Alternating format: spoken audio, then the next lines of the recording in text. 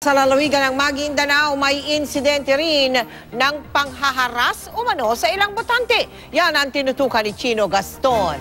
Chino.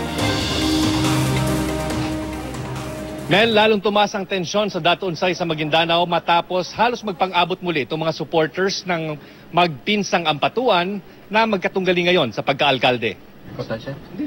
Bitbit ang mga pamalo, kris at mga tirador. Lumusob ang grupong ito sa Dato Unsay Public Market na nagsisilbing polling center.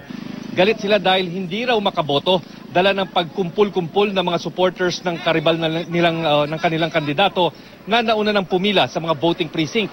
Kailangan raw nila magbitbit ng pangdepensa dahil tiyak na mauuwi raw sa gulo kapag nagkadikit sila sa kanilang mga kalaban. Agad na magitan ang mga nagbabantay na sundalo at pulis. Pinatawag din ng chairman ng Municipal Board of Canvassers para iayos ang sitwasyon. Napagkasunduan kinalaunan na payagan na munang makaboto ang mga nauna sa pila at saka na lang payagang bumoto ang mga lumusob na lalaki. Kinuha din ng militar ang mga bitbit na pamalo at inipon sa isang lugar para hindi na magkasakitan pa. Kagabi isang rifle grenade ang sumabog sa tapat ng mga voting precinct dito rin sa Dato Unsay kung saan isa ang patay at 3 ang sugatan.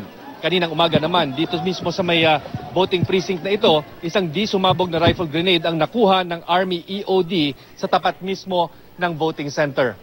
Mel, sa ngayon, di gaya sa sitwasyon sa Dato Unsay, banayad at napakatahimik at maayos ang pagdaos ng eleksyon dito sa Sharif Aguac Central Elementary School, kung sa makikita natin ang ating mga kababayan ngayon sa ating likuran na nagpapahinga at matapos nga mananghalian. Nakakuha rin tayo ng impormasyon, Mel, na nagkaroon nga ng encounter sa pagitan ng militar at ng Bangsamoro Islamic Freedom Fighters dyan sa may gawi ng Saudi Ampatuan. Pero agad namang naitaboy itong mga rebelde at hindi nakaapekto sa pagdaos ng eleksyon sa lugar.